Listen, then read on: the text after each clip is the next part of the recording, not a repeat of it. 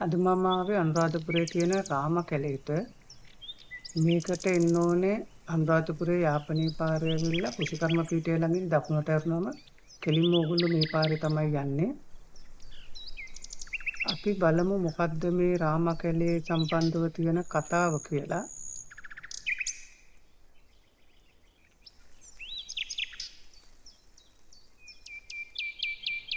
ජනප්‍රවාද වලට අනුව නම් මේ කැලේ සම්බන්ධව රාමායනයේ තියෙනවා කියලා තමයි කියන්නේ.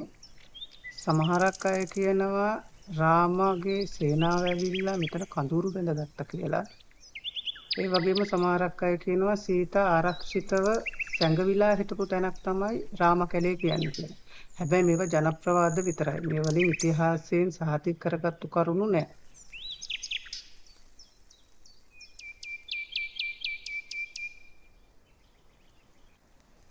මේ ප්‍රදේශයේ පැරණි නටඹුන් හා කැලෑ මාර්ග තියෙන නිසා රජ කාලයේදී මේ ප්‍රදේශය හරහා රහස් ගමන් මාර්ග හෝ ආරක්ෂිත මාර්ග තිබුණා කියලා කතාවක් තියෙනවා.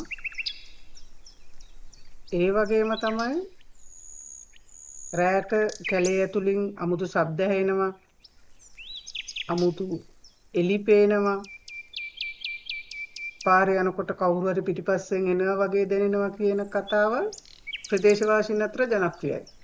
ඒවල ඇත්ත නැත්ත නම් දන්නේ නැහැ. නමුත් එහෙම කතාවක් ප්‍රදේශයේ තියෙනවා.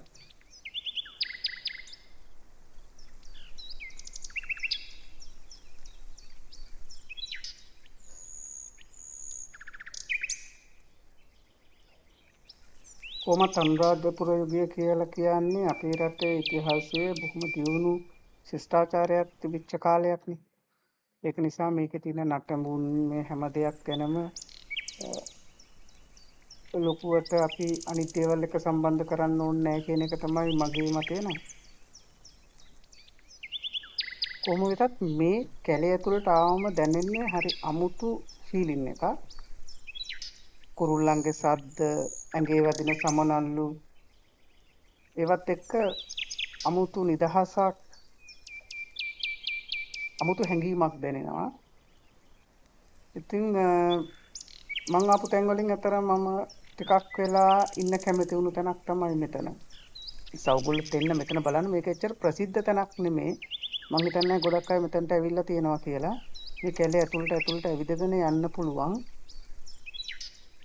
තව ගොඩාක් දේවල් තියෙනවා මේ කැලේ ඇතුලේ නටඹුන් එහෙම. කැලේ ඇතුළට යන්න ගොඩක් දේවල් දකින්න පුළුවන්.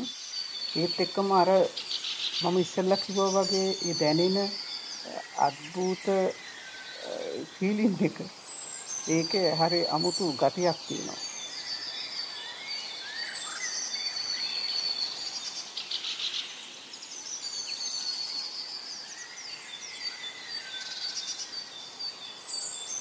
මාව සබ්ස්ක්‍රයිබ් කරලා නැත්නම් සබ්ස්ක්‍රයිබ් කරන්න. වීඩියෝ එකට ලයික් එකක් දාගෙන යන්න.